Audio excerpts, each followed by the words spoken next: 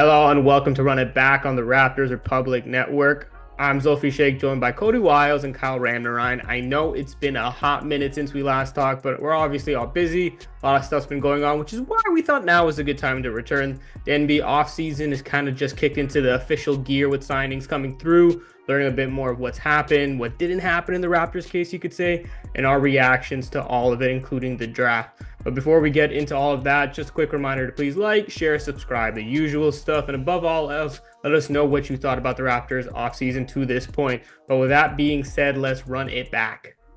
Okay, so we are going to start by recapping free agency. And it won't take us very long, to be quite honest, because there's a bit of crickets for the Raptors. To quickly sum it up, in terms of the moves that did/didn't happen, the Raptors re-signed Garrett Temple. Aside from some of the extension talks that we're going to get into, that was basically the only other thing. They picked up Bruce Brown's $23 million option. And with that move, barring a trade in probably the next 10 to 15 minutes, which I don't think is going to happen, it's not likely Gary Trent Jr. is coming back because a lot of the salary cap is used up. So before we actually get into some of the details of some of these things, I'll start with you, Coty. Were you surprised by the way the Raptors approached this free agency? You can dive into some of the other things they did as well, but just curious on your initial thoughts on how they approached this whole offseason.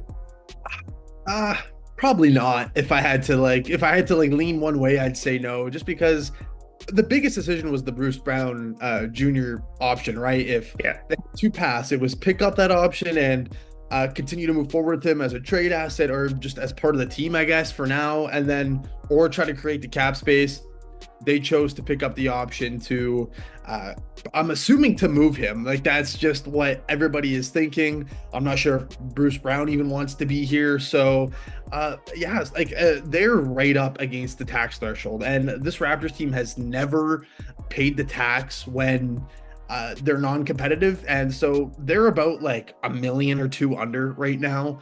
So it's looking like, they made the trade. They took on some more cap. And once that happened, I was like, the writing's on the wall for Gary Trent Jr. not coming back as well. So pretty modest. I like the Garrett Temple pickup, bringing him back, though. I think that's an underrated move that maybe some people would have liked it to go a different way. But I'm based on once they made the Bruce Brown Jr. pickup, like this was kind of the only course of action they could have took.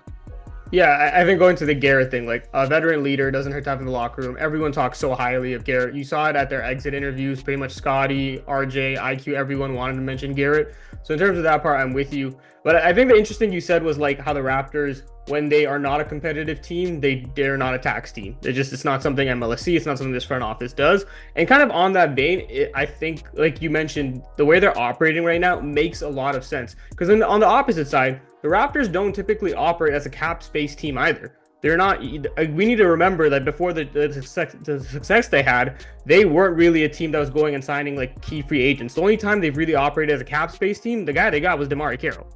And we know that didn't really amount to a whole lot. So this team usually does a lot of its moves by trading for guys, re-signing players they've already brought in one way or the other through the draft or through trades, and working that way. So I think, like you said, like it's par for the course. It just hasn't happened in a while, kind of being close to being a cap space team because of the way the Raptors situation was for a long time. So now we're kind of seeing a return to that, and we're being reminded that, like, this team isn't going to be operating with all this money. Look at the Orlando Magic, for example. They went into this offseason with a ton of cap space. What did they come out with? And granted, I think Kentavious Caldwell-Pope is a great signing for them, but all they pretty much got was him, and they re-signed their guys. I think I just want to try to remind people, like, cap space is a little overrated when it comes to these things. It's great to have. It can land you some big fish, but you have to be the destination for it. Like, not every team is a Philadelphia that has Joel Embiid and Tyrese Maxey waiting for you to join. So I just wanted to go off that. And kind of going off that point, Kyle, obviously Coty mentioned it. Picking up Bruce Brown's option basically meant that Gary Trent Jr. isn't coming back. We saw in news recently that there's reports that his camp was looking for somewhere around $25 million, a raise over the $18-19 million he was making on his last contract. The Raptors were closer to around the $15 million range. And again, that was if you move Bruce, move some other things around and make it happen. That's still probably where they wanted to land. But once they picked up this option and a trade didn't come, it basically meant Gary Trent Jr. was out the door. I'm kind of curious on your thoughts about like the whole situation with Gary, him likely not coming back, and where do you fall in all of that? Honestly, I was kind of 50-50 on it. You know, it sucks not being able to bring back a guy like Gary Trent Jr., but he's asking for way too much money. I was thinking maybe 10 to 15 million, somewhere in that range. But honestly, like, again, it's blessing and a curse because I'm happy for him now because he can go test the waters and he could be on a contending team. Now, the Raptors are rebuilding. We're going into a new direction. We have a guy like Grady Dick who can grow into that type of player with his defense, with his shooting. You know, it is going to suck that we don't have him here, but I'm not too mad about it because, you know, like Gary Trent Jr., he's a type of player that he works on a win now team, a contending team. A lot of teams can use the guy with his three-point shooting, his defense. So I'm not too mad about it. I'm not upset about it. It's just I think he was asking for way too much money. I don't know if he was doing it on purpose for the Raptors to decline it, you know, because that's too much money, but honestly not too upset about it. I like the way the team is moving forward, and he can sign to maybe a team who generally needs him, maybe a Lakers, maybe whoever else.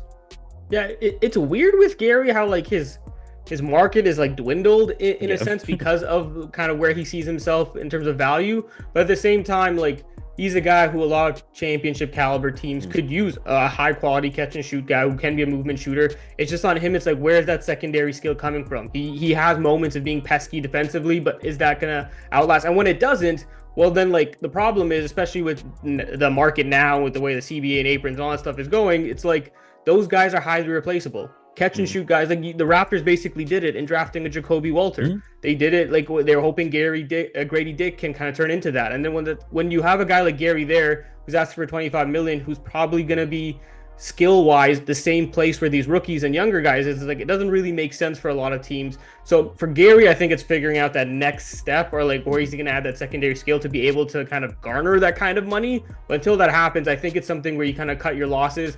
You try paying him for upside with the last contract. You kind of thought he could grow into something. It didn't really happen, but now you kind of cut your losses and move on and kind of try to find it with the next guy in Grady Dick, in a Jacoby Walter. But Coty, did you have any other thoughts? I mean, look where the market is for those guys, right? Like, Yeah. would you guys consider Malik Beasley a better player than Gary Trent Jr.? Yeah, that's what I'm saying. Like, and he makes like $6 million a year. Exactly. That's what people are saying too. Like, these sharp shooting only guys, like, yes, they can provide value to some degree, but the market just isn't there for them right now, right? And the fact that this might be an L. Rich Paul fumble, fellas, because the Raptors had offered GTJ a 15 mil, right? And now, like, he's still a free agent. Like, this is it's really shocking to me because I think there's still talent in there. There maybe not as much upside as when the Raptors first acquired him, but for like you said, Kyle, like a Lakers, or why not, if you could work something out and try to, like, I would have to look at their salary cap and see like what could work, but they're still, like, I'm surprised like him and like a Tyus Jones are still available. Like, it's really interesting to me. I don't know if it's possible. Like, I haven't checked the Nuggets, but they just lost KCP. Like, I don't know if they could bring on a guy like Gary Trent. I don't know if they have enough room, but like, there's a lot of teams that can use a Gary Trent. So I doubt he'll be very much a free agent for any longer. Yeah, with Gary, it's interesting because, like, basically, if he wants to go on a competitive team, he's taking a massive discount. Like, all those guys, like, the Bucks is a name that's coming up quite a bit. Obviously, Gary has connections to Damian Lillard from back in the day in Portland, but even then, you are taking a massive discount.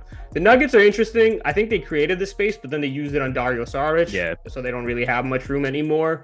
But yeah, any team Gary goes to that's competitive, he's going to have to take a discount, and it's going to be on him. Like, do I go take a bag from, like, a Charlotte, a Detroit, teams with some cap space still, kind of go there, just do my thing, make a lot of money doing it, and see where I go from there? Or do I go the Malik Monk route, like go to the Lakers, recoup some of my reputation, go to the Kings after, kind of figure it out, and then you get your long-term deal. But then again, you have to establish that reputation beyond just a one skill guy. Like, Malik Monk is a flamethrower scorer above all else, but he kind of took over that second unit and became one of the best bench scorers in the league. And like, can Gary do that? We look at him right now. We don't know if he's that great of a bench player, to be honest.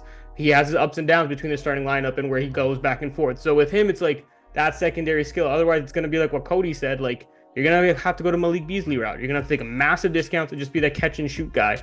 It's like, where is that development going to be? And I think that's where his career is going to kind of land on. So it's interesting to see what happens with Gary. Clearly not going to be back with the Raptors, so we wish him the best. If he does, it would be a major surprise, so we'll see what happens. But moving on to the guys who will be with the Raptors, they obviously made two really big, I'll say, re-signings. I guess it's a signing in one case with Immanuel Quickley and an extension for Scottie Barnes. But with Scottie, he got a rookie scale max extension. We're not super surprised. 5 years, around 224 million. It can go up to 270, obviously, if he meets the parameters of an all-NBA or whatnot. And then with Immanuel Quickley, he's also signed a 5-year deal for 175 million. And Coty, I guess I'll start with you, kind of like with these moves. Obviously, they have locked themselves in, the Raptors have, into the BBQ with barbecue core, which you want to call it, with RJ Barrett as well. Do you see this as a, like, I know it's a bit of a loaded question, but like a championship caliber core that you want to build around and invest in, which they've clearly done? Yeah, I mean, obviously not right now. It's hard to see. I mean, I don't know if this is like an unpopular opinion. I like what they're doing, but as a championship like level guys right now, it just doesn't seem like this is going to be the group. I don't think. It's going to be interesting to see what the next move is for the Toronto Raptors. Like, this upcoming season is going to tell us a lot, because Scottie has a lot of incentive to play for guys. Like, if he has all these incentives, if he's, I believe it's one of the 3 all-NBA teams, if he's a defensive player of the year or an MVP, he gets that jump all the way to 30% of the cap. And I believe it's like a $275 million contract. So he's going to be playing hard. But I think the Raptors want to be bad next year. Like, we're seeing all this talk about Cooper Flag and what he's doing at the US camp, and it's generally a good class. So it's gonna be interesting, because a lot, they're young guys that I would like to see improvement. Like, let's see where Immanuel Quickley gets to maybe make that 35 mil a year contract a bit more palatable. Lots is gonna happen. You'll have to ask me that next year, because it could, like, their whole direction, they've picked a direction, but now they need to really solidify, okay, are we gonna, like, I don't know. Like, I don't know. I don't know as of right now. Yeah, I think it's okay to say that for the most part that you can look at this core and not see it as a championship caliber team right now. And I think that's fair, but it's also in the sense, like, to what you're saying, Coty, is like, not a lot of teams right in the NBA can you look at and definitively say this is worthy of winning a championship. It's what they do and kind of leading up to it. And like the previous iterations of the Raptor, the WeTheNorth era, nobody really saw the DeMar DeRozan, Kyle Lowry era as it started as like these guys could win a championship. And granted, they did it in the end, but the moves that led up to that point of the Kawhi Leonard deal didn't happen overnight, and that core had to be kind of like gradually built together. Masai and Bobby in this front office had to take swings to kind of get them to the right points. They drafted well. Those guys developed really well. So I think in terms of like looking at this core as is, no, it's not a championship caliber team. Personally, I would see right now they are probably at best, if everything peaked right just within this next season or so, I would think I'd be very surprised to see them as like a 4 seed. You know what I mean? But like beyond that, like depending on how Immanuel Quickley develops in terms of a point guard, how Scottie develops as a number 1 guy, RJ as a defender, those things start happening, and then you start getting some home runs on some of these swings in terms of your draft picks and like a Grady, Jacoby, and whatnot. Then all of a sudden your perspective changes quite a bit. So right now it is a little bit TBD, but I think like the investment, it makes sense because this is like the resources they have available to them. We just talked about the fact that like they're not a cap space team. So with what you have to try to buy into what you have in front of you and go from there. And again, like not to be revisionist history, but it worked the last time with how they did it. It was a long process, but I think that's kind of the way they're going to have to approach it. At least that's my opinion. And you mentioned it, Coty, like the Quickley contract and it trying to be more palatable with it. Kyle, I want to ask you, like, how do you view the Immanuel Quickley contract? Because like 35 million a year, we learned through reporting that it's probably going to be flat 35 million every year. It makes it a bit nicer. But if you're looking at it in the grand scheme of things, again, the market is changing, but for the most part, that's the type of money you traditionally would have paid an all-star level player. That's changed now, but he's going to be paid like a starting level point guard nonetheless, and that's something the Raptors are going to want out of him, and that's not necessarily something we know right now. So how do you feel about that approach from the Raptors, basically paying for upside rather than paying for what Quickley's really done to this point?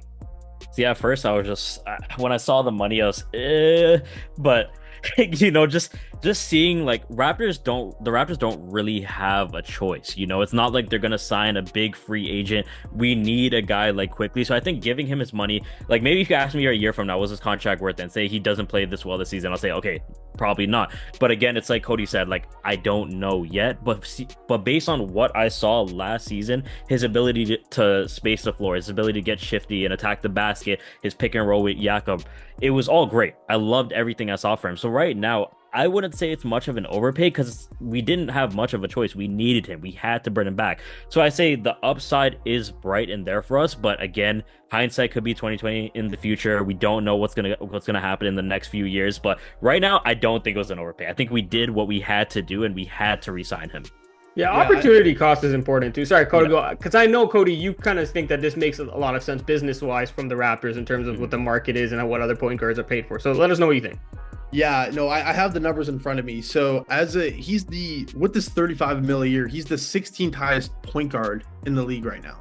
So that's, I mean, like Kyle said, that's just the money that's coming into the NBA, boys. Like, come on, get paid. But I think just it might be a bit. He might not necessarily be worth that right now, and we all want to see the strides in, you know, the defense, the finishing around the basket, and maybe just being more of a playmaker. But I don't, like Kyle's saying, I don't think it was an overpay. Maybe for like next season it might be, but I believe in Emmanuel Quickley.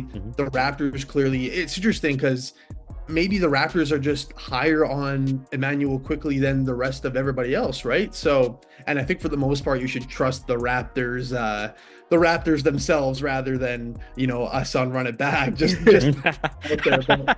But, it's clearly an investment in him. They believe in him, and he's a good fit around Scottie Barnes. And if you're building around Scottie and Quickley, like this is the way to go, right? So. Yeah, definitely trust in the front office more than trusting in us. We barely know what we're talking about. But I will say it is interesting because you guys kind of bring up the point. But like, again, the reminder is that the Raptors are paying Emmanuel Quickley for future upside. They are not paying him for current production, which, again, as nice and as hopeful as we can be, we have to also admit that it is a gamble. Like, they are taking, in their mind, a calculated risk. And for the people on the other side, at least we can concede the fact that, like, the last calculated risk that we can look at, most recently, again, the Gary Trent Jr. one, it didn't pay off. So there's hope here, and you want to see it happen, but those things have to happen for this contract to kind of like work out at the end of it. And even if value-wise it's not that bad, it's still 5 years, and it's probably going to suck if it doesn't pan out how they want it to. So we're hopeful that it's going to. I think a lot of us agree that it's likely with this development system, with the way he fits around Scottie Barnes, it's going to look good. But you do have to see those check marks happen. For me, it's also just crazy. Again, like, the numbers are kind of wild. Thing, 35 million a year. That used to be like, I look back at it recently. Kawhi Leonard, when he left the Raptors after winning a championship and went to the Clippers, he made around 35 million for his contract on his 3-year deal. Like, that used to be like top dollar, like all NBA type money. Now it's Isaiah Hartenstein money. Like, where the NBA has changed so much. Jason Tatum is going to be getting paid over 70 million in 2029. So that's crazy times. It's that, guys. Like, it's people got to start wrapping their brain around. It's wild. It's ridiculous. Yeah. There's money in the NBA to be had, unless you're Gary Trent Jr. apparently. But that besides him, everyone else is doing well. But another part of this whole situation with the Raptors offseason, they obviously made these great re-signings, and they made the moves for Bruce Brown and whatnot. But a big part that we hadn't touched at this point is they made a really big trade. And at least in the sense that it impacts their team, it impacted their cap space because they took on salary with this deal. And that goes back to this conversation about, like, they're not a cap space team and signing people. They decided to use their cap space by taking on money to add 2 potential rotation players. The trade they made with the Sacramento Kings was sending Jalen McDaniels to Sacramento for Davion Mitchell, Sasha Vezenkov, the 45th pick, which ended up being the rights to Jamal Shead, and a 2025 second rounder via Portland. So I guess before we kind of dive into really, really specifics, Coty, let's go with you. What were your initial thoughts around the deal, when it happened, and kind of having some time to digest it now too? Masai might be back. Okay, I like it. So you're confident, you're high on it. Why? I mean, okay, just without being like all hyperbolic, that trade that's a win-win for both sides. I mean, I think just from the Raptors' perspective, I mean, what was honestly McDaniels offering at this point, right? Like, at this point, we were just waiting for a trade, and to get like I think a lot more people are excited about Davion Mitchell because the Vezenkov conversation is a whole other different beast. Yeah, Olympiacos, don't come for us, please. We haven't said anything yet. I don't. That's why I've been seeing it on Twitter. I'm not trying to get involved in that. But even if it was just for the 45th pick for McDaniels, like I would have been happy. But you get a Davion Mitchell out of that, who the Raptors need a backup point guard. He can provide, we all know his game, right? Like I don't need to, the point of attack defense, that's something that can fit on the Raptors. And then Vezenkov, we'll see what happens with that. If not, then they just free up the cap space there if that's the route it goes. They get Jamal Shead, who I personally like as well. And then they get a Portland pick next year. They're not going to be a good team. This could be similar. Like we heard all the reports about the Raptors value for the 31st overall pick this season. That Portland pick's in contention to be a high in the second round. So that is, that's like something, if somebody would have posted like the screenshot of like the trade machine of that, like as a potential, you would have been mocked, laughed at, whatnot. So, and then for the Kings, they got cap space. That's why they did it. But I mean, Toronto wise, you can't complain, right? Yeah, I mean, hey, for the Kings, they basically used that as part of the moves that end up with the sign and trade for DeMar DeRozan. So for them, it worked out for what they wanted. But yeah, for the Raptors, like to your point, Coty, like what was the opportunity cost? It was Jalen McDaniels. Kyle, don't worry, I'll let you talk about him in a second. But basically, giving up a guy who was a non-rotation player for two guys who, if all things work right with Sasha and figure it out, will absolutely be in the rotation. Again, a very respected European resume for Sasha. He can space the floor. He has good size. Two things the Raptors could definitely use more of. And a point of attack guy in Davion is another major need this team needs to address. And again, the backup point guard, we'll see how Davion is as a playmaker. He obviously has shown strides in the past, but that's never really been his role in Sacramento. And I think people need to remember that too with a guy like Davion Mitchell. Like, I know the way he has played in Sacramento, but look at who he's playing with. Like, you're not going to be asked to be a playmaker when you have a guy like De'Aaron Fox or Domantas Sabonis out there and like all these other guard heavy lineups that they have. So his role is going to be limited. So maybe in a different situation, you can see some of it. But I think you're right, Coty. Masai kind of cooked with this in terms of like what he did to make it happen. The opportunity cost was so low. And the fact that you also got the flyer in Jamal Shead, and then you also got a pick that could very well be the 31st pick next year as well, I think was a very high upside move for Masai, and it was a very smart way for them to use the cap space. Kyle, before I let you go on a tangent about Jalen McDaniels and why he was amazing, what are your expectations from a guy like Davion or Sasha? Both, or like pick one, whatever you prefer. For Davion, I expect like just a good rotation piece. I was looking at his stats earlier today, and he from the corner he knocked down 46% of his shots. That's a guy that can actually space the floor for the Raptors, and we need something like it. He has the defense already. We needed a guy that could space the floor off the bench, provide valuable minutes. Same thing with Sasha too. He's a big man that can stretch the floor. So I'm about to get on my tangent, but like these are two guys very valuable. What does that say about Jalen McDaniels as a player? Just bringing in that much value. Hey, you tell us. What does it say about Jalen McDaniels? You have the last word on Jalen on here, so tell us about Jalen. I almost threw my phone out the window, man. Like we gave away our face to the franchise, bro. Like, oh my god. We just need to give my boy. No, I'm kidding, bro. I can't even hold a straight face. No, they definitely cooked on this trade. I saw this trade. And they did their job. We brought in rotation pieces. If it doesn't work out, we can clear more cap space. These guys would generally bring value to the team, and I'm just excited to see what they can do. Both Davion's a great defender, point of attack, and just excited for the future. Yeah, I think the Raptors are putting the building blocks together to kind of put something, which is exciting. I'm excited for Davion Mitchell more than Sasha. I think both are going to be really awesome. And I kind of like the Baylor connection with Jacoby as well. I don't think they necessarily like cross paths, but they know of each other. I mentioned him before, but Matt Gray is an assistant coach with a 905. He was at Baylor with Davion, so there's some familiarity in the system already. So they're going to be able to work together. So that's super exciting. But what about you guys? Who are you more excited about, Coty, Davion or Sasha? Davion. Yeah, is Sasha even going to be a Raptor? Well, I don't know.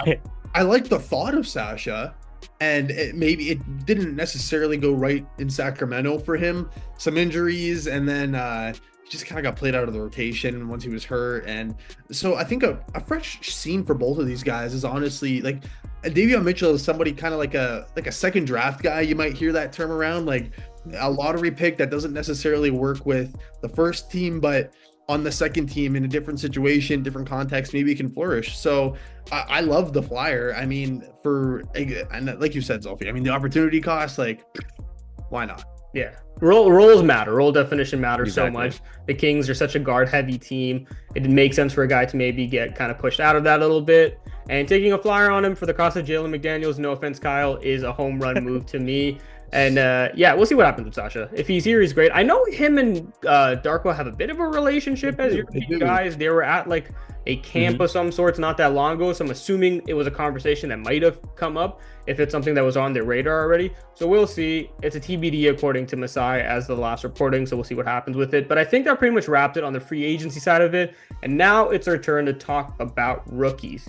Okay, so now we are going to get into the Raptors rookie class. We're going to talk about the draft picks if people want to get into it about the undrafted guys or some of the signings we can. But just to recap, there was 4 draft selections made by the Raptors this year, starting at pick 19 with Jacoby Walter, pick 31, Jonathan Mogbo, 45, they picked Jamal Shead, which was part of that earlier trade we talked about via the Kings. And then later the Raptors traded for the draft rights to Ulrich Chomche, and he was the 57th overall pick. So, Kyle, I'll start with you. What is your read on this rookie class as a whole, and how do you think the Raptors came out?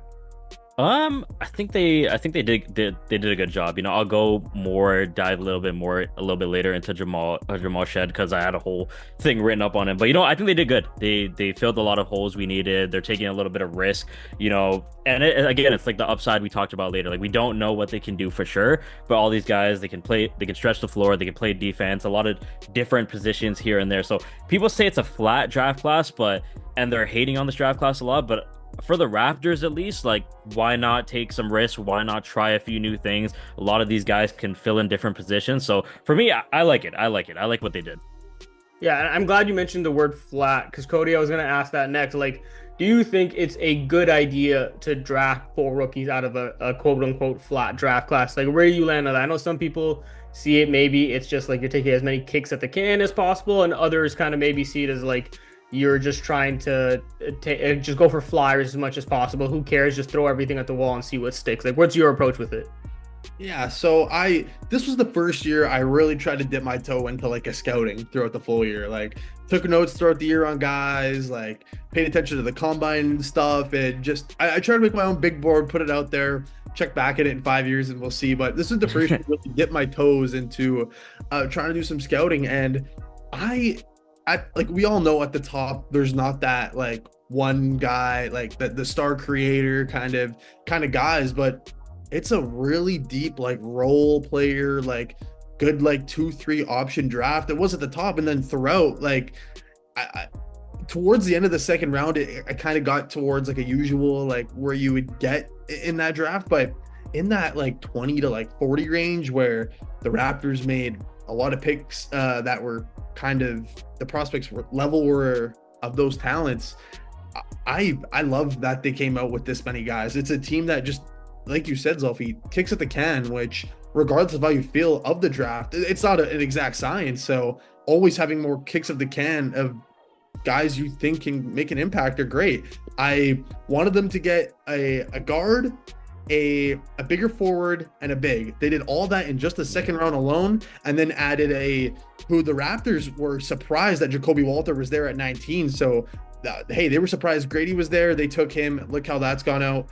They have had similar, like they developed this kind of guy already last year. So I'm excited. I like that who they brought in, and let's get into it because I couldn't be happier with these guys. Yeah, for sure. And I think that what I enjoyed the most from the Raptors, at least from the way I saw it, was that like they didn't make each pick in a vacuum. And from what that I mean is like they were trying to address multiple things with this class as a whole. Like you said, Jacoby Walter was very likely a best player available type of pick. You had Jonathan Mogbo, a guy who can add size and versatility, especially on the defensive end. Jamal Shead, again, that point guard, point of attack guy. They try to add shooting just all around. Ulrich Chomche is, again, a flyer pick. So they try to knock as many things off their list of to-dos with this class as possible. And I think that was, at least in my opinion, the way to go about it. And I think personally, it is kicks at the can, but for me, I see it as more than that. It's like Masai and this front office taking a turn from basically at the deadline saying that like, nah, I doubt we're going to make all these picks when they had 3 picks in the draft to then trade and have 4. I think it's basically betting on their development system saying we used to be really good at this. We used to be able to like turn these prospects into real NBA caliber players, and we want to get back to that. So we're going to bring these guys in that we have faith in. We're going to trust our scouting department, or we're going to see what comes from it, and we're going to really dig into that and create a pipeline. Because that's also another thing the Raptors just haven't had as of late. They have not had a pipeline of prospects and players coming up. We haven't seen that in basically since the OG Anunoby, Pascal Siakam, Fred VanVleet type of time. Mm-hmm. So they need some of that again, and I think this is the start of that. But something we decided we wanted to do is make some NBA player comparisons for some of these draft picks, especially ones that we're passionate about. So I think that's usually an easy way for people to kind of relate and learn a bit more about the picks. But Kyle, I'll start with you. Who did you pick out of this draft class, and who do you want to compare them to? So I picked Jamal Shead, and like I can just give like a rundown about him real quick for fans who don't know, people who just want to kind of wet their feet on him. So he's coming out of the University of Houston. He averaged 13 points per game, 6.3 assists, 3.7 rebounds, and 2.2 steals. He played in 37 games, and he started in all 37 of those games. He shot 31% from three and 41% from the field. And surprisingly, I did not know this. He was named the Big 12 Player of the Year. Other players that people might know that were named that as well as Kevin Durant, Blake Griffin, Buddy Hield, Marcus Smart, Tony Allen. And he won Defensive Player of the Year for the Big 12 as well. Other players, LaMarcus Aldridge, Davion Mitchell, Joel Embiid. And he's the first player ever to win both these awards in the same season. So what's his game like? What can people expect?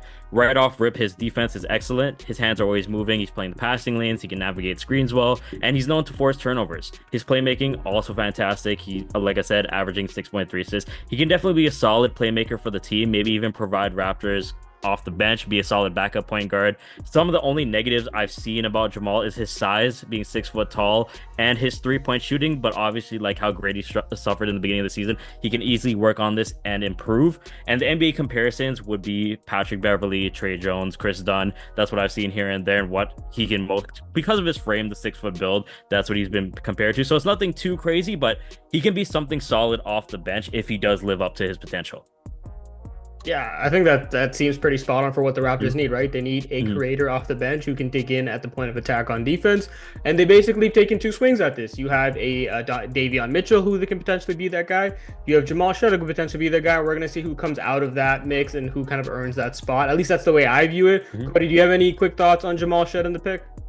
I like it. I think he has real potential to be a really solid backup point guard. Like the names that Kyle listed, like I can easily envision Shead being a backup point guard on a really good basketball team. I mean, the 3-point shooting needs to improve. He was just a shade under 31% on nearly 4 attempts per game. So that's definitely something that needs to improve but once that's there, like I think I like it because the playmaking's there more so than like a Davion. Like there's questions about if Davion is really like a point guard, kind of like his offensive role is more like a shooting guard, but then he'll defend like the point guard kind of on defense. So, but like Shead like can play make, he can slash a little bit, at least the college level. And then it's just the 3-point shooting needs to come along. But I like this, especially at 45. Like Shead was somebody else on coming in, so I'm happy with it. Yeah, I think that makes a ton of sense. And Coty, who did you pick out of this draft class to kind of talk about and come up with an NBA comparison? One of the more interesting guys in the class, right? Ulrich Chomche. So in shoes, just a tad under 7 foot, over 230 pounds, 7'4" wingspan. He's the youngest player in the 2024 class, the first ever drafted out of the NBA Academy Africa, which I think we all know the creator of that, Masai Ujiri. Real quick off the top, if Chomche was going to succeed in any situation, it was going to be with Toronto. Yeah. I think it was like the worst kept secret that he was going to become a Toronto Raptor. He actually had just signed today, as of recording, a 2-year, 2-way deal. So hey, for us 9 to 5 guys, that's also why I'm so excited about this class. We're gonna get to be able to talk and see these guys up close and personal. So, but Chomche, hard to find stats on him, I'm not gonna lie. I tried my best. He played 3 games for I believe it's the Africa basketball qualifiers, the Africa League qualifiers. And just let me, it was only 3 games, but let me rattle off the stats. 13 points, 3 assists, 9 rebounds, and 3 blocks. He shot 38% from 3 on 7 attempts per game. 38% from 3 on 7 attempts per game. It was 3 games, but I don't care how big that sample size is. If you're shooting seven threes a game and you're hitting at a 38% clip, clearly there's some talent there, and clearly he has the confidence to let it rip. I think a comparison you could think of like a Serge Ibaka. He's a long a ways from that, and it's a lot of Chomche is thought, and it's all like kind of theory at this point. But man, oh man, like for the Raptors needed a big. First of all, they took a couple swings in this draft. Maybe we could talk about the UDFA pick they made as well. Another big who they sent to a two-way, Brandon Carlson, who can shoot the three. But Chomche, rim protection. I mean, when you're 7 foot with a 7'4" wingspan, he's super long arms, vertical. Pretty decent passer in the short roll, I've noticed a little bit, like just from what I've been able to see. Like I said, very limited, and that's kind of the question marks with him. But he has amazing shot blocking potential. He moves pretty well for his size, and there's a little hint of a face-up game, guys. Little hint of a face-up game. He's, like I said, he moves pretty well. He can shoot it, so there is some offensive potential. But I think he could be a rim protector at least in the NBA. And if everything else comes that we've seen flashes of, then this could look like a really good pick. But then again, it was the 57th overall pick, but we'll see. But there's potential. Yeah, I think the Raptors with this pick, like you said, worst kept secret. They basically gave cash away to, I believe it was Memphis, to make this pick. So they really wanted him, and they went and got their guy. And I think this is kind of, for me, it's almost like the loss of Christian Coloco really hurt them. Almost a true 7-footer type of big with some ball skills that are there at times, and you want to try to develop that and see what comes with it. And they want to hope that they can try to get that with Chomche now. And I think, like you said, it's a flyer, but they have some insight on him with a guy like Masai, so they're going to see what they can do with it. And I'm really excited with that.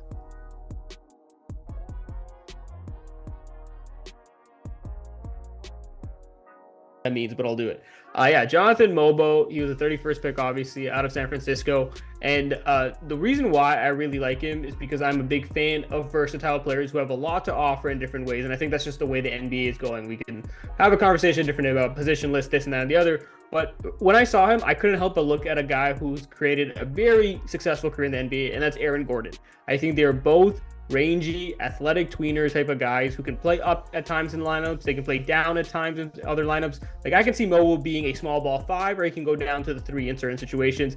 And the biggest thing is, like, in terms of the way they score, it's efficient, high volume shots. Like, it's high percentage. It's usually towards the basket. Aaron Gordon is a much better shooter from 3 than Jonathan Mogbo. I don't even think Mogbo took a 3 in college, or if he did, it wasn't many. But they both have great ball skills, and they try to be efficient on offense.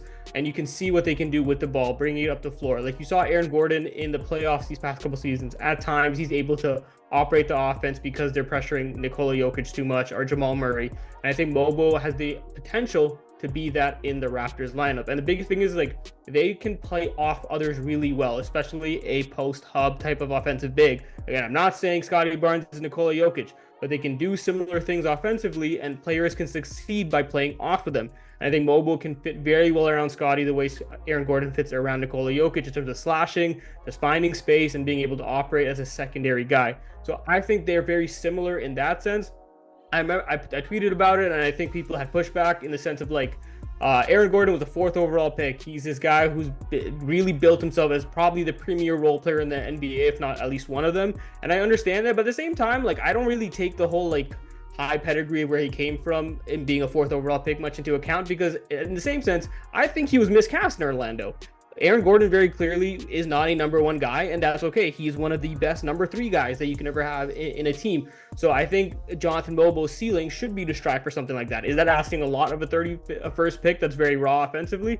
Absolutely, but I think the mold and the physical tools they have are very similar, and they can achieve that. Aaron Gordon might be the most athletic freak we've ever seen in humanity, but Jonathan Mogbo is pretty athletic and a freak himself, and he should at least strive for that. So I see a lot of similarities in their games. I'm curious, what do you guys think? Do you think the Aaron Gordon comparison is fair? What do you think about Mogbo? Tell me, Coty.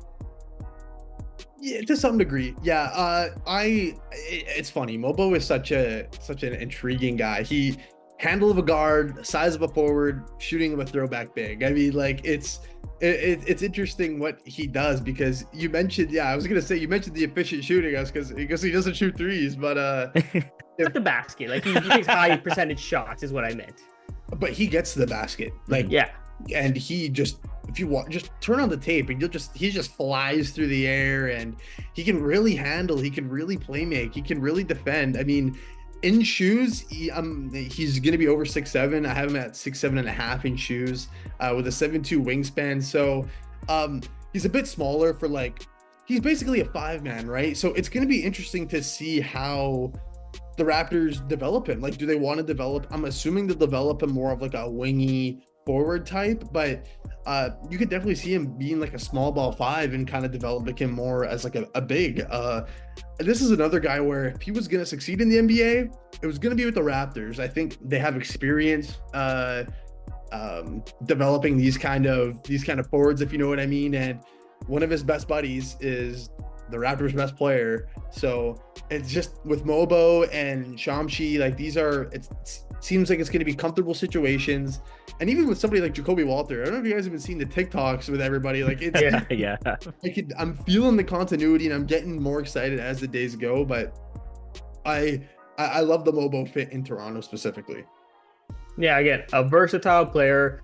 If he develops how you want him to, and again, this is like a lot of this is looking back at the Raptors development system, and this is what we're going to hold him accountable by. Like, what do you turn Chomche into? What does Mogbo develop into? Like, again, even like a Shead or Walter, like how do you kind of fix some of their weaknesses in their games, and what can they do with that? We're going to see what this Raptors development team can do, and obviously that's important in all of this. But I think they need more of these Swiss Army knife guys, especially on the wing. They're not going to have a ton of size. So instead of Mogbo being a small ball 5, where he's going to be undersized at times, seeing him more of a wing-oriented player. Obviously, that's very hard when you can't shoot threes. We're going to see what happens with that, whether they can develop him in that sense or not. But I think his skill set is versatile enough. Some people have kind of like compared it to like Precious Achiuwa at time with better decision making. Again, offensively, Achiuwa could shoot better than him, but I think there are some similarities there. But I'll take a guy who has a sharp mind and decision making to fit in Darko Ball any day. I think that's one of the most important things to play in this offense, is to be able to make decisions well and decisions fast. And I think Jonathan Mogbo can strive in that. So we'll see what happens with it. But did anybody else have like any closing thoughts on the rookie class and what you're excited for? I say I'm just excited.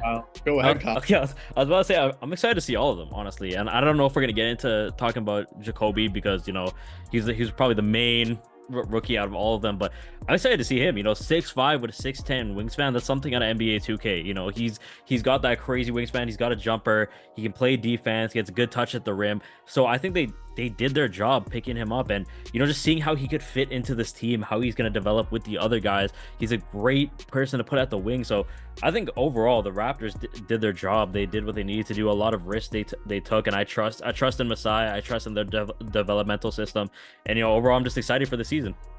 Yeah, I think Ja'Kobe could be a lot of fun. Sorry, Coty, I didn't mean to cut you off, but I think Ja'Kobe could be. He will be a lot of fun, especially off the bench, right? Because you don't expect him to be a starter. We're gonna figure out who ends up in that last starting spot. You assume it's gonna be Quickley, RJ, Scottie, Jakob, and that 5th spot could be Grady. It could be Bruce.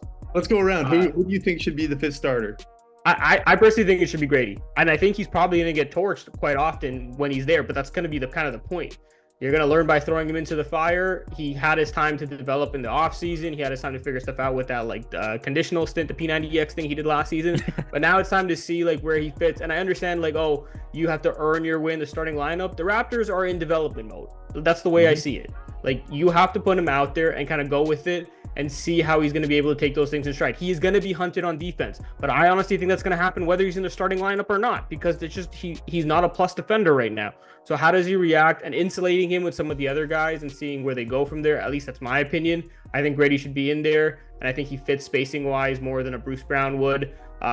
So that's where I thought. I don't know. What do you guys agree, disagree? Honestly, you took the words right out of my mouth. Bruce Brown, I guess he's going to be traded by the Raptors at some point if we're not going to keep him. Even last season, during the last half, I thought Grady should have started for the team, because we're building up this core. We're trying to develop him. Again, Gary Trent Jr., we don't know what's going on with him. So it has to be Grady. And like you said, it's like throwing someone in a deep water to learn how to swim. He's going to be playing with the starting lineup, getting those reps, getting those minutes. And I feel like he fits this team so perfectly for what we're trying to do, and just getting him that experience. I feel like he needs to start, Yeah, I mean that I'd be shocked if he did it. I mean, you want to see what you have, right? You want to see if he can be a starter. It's not set in stone that he can be a starter in the NBA. So want to see him doing it. That whole lineup's just gonna get torched on defense. Like, let's be honest. Yeah, probably. At this point, they're just leaning into, but they're leaning into the offense, which is cool because now that you have Jacoby Walter in the fold and you have Emmanuel Quickley and you have Grady, all of these like movement 3-point shooters around like a Scottie, and then you have like the Scottie can penetrate the paint along with RJ Barrett, and then you have Jakob setting screens for everybody. Offensively, I'm really excited because that's like I could see the vision with what Darko wants to do, and that's we were talking about Gary Trent Jr. also like wanting him out of the door.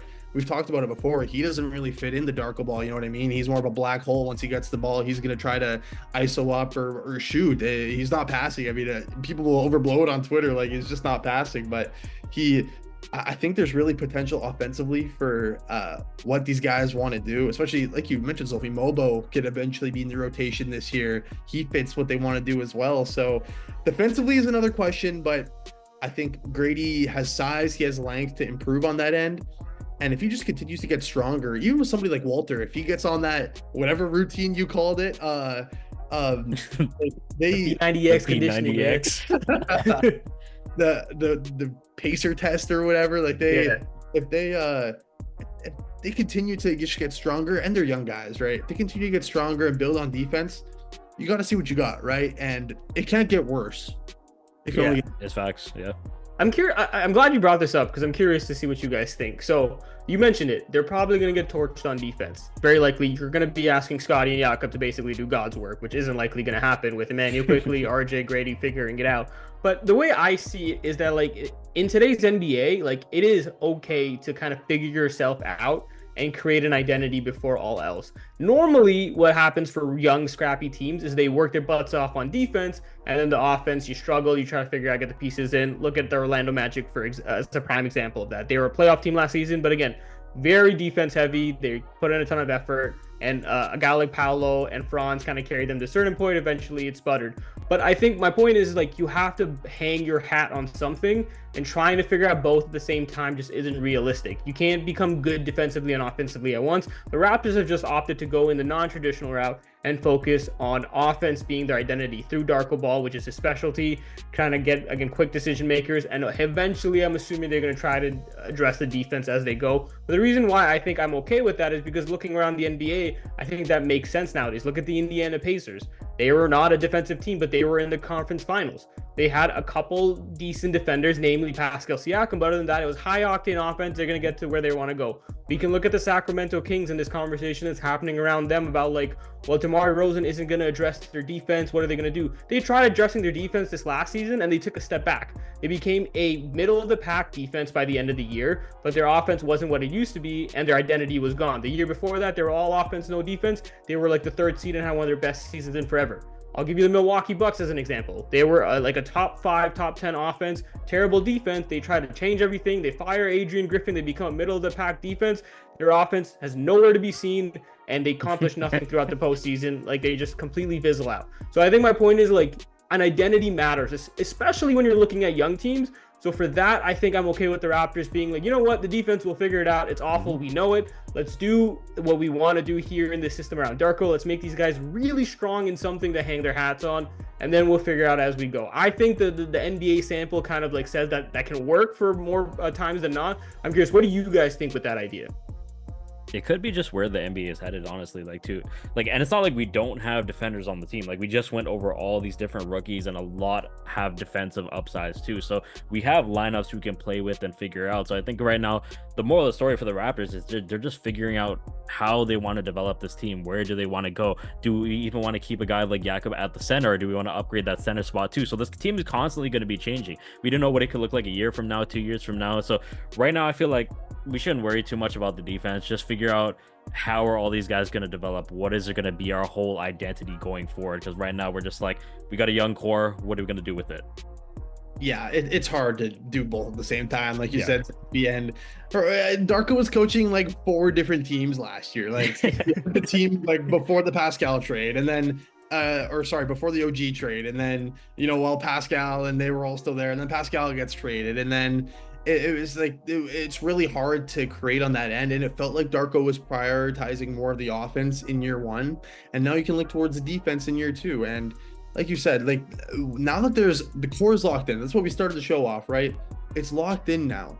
We know for the majority outside of a Bruce Brown what this team is moving forward for at least the next 2 or 3 years, right? Like I'd be surprised if there was an RJ Barrett or a Jakob Poeltl trade, at least within let me say this season, probably not next year as well, but you do never know.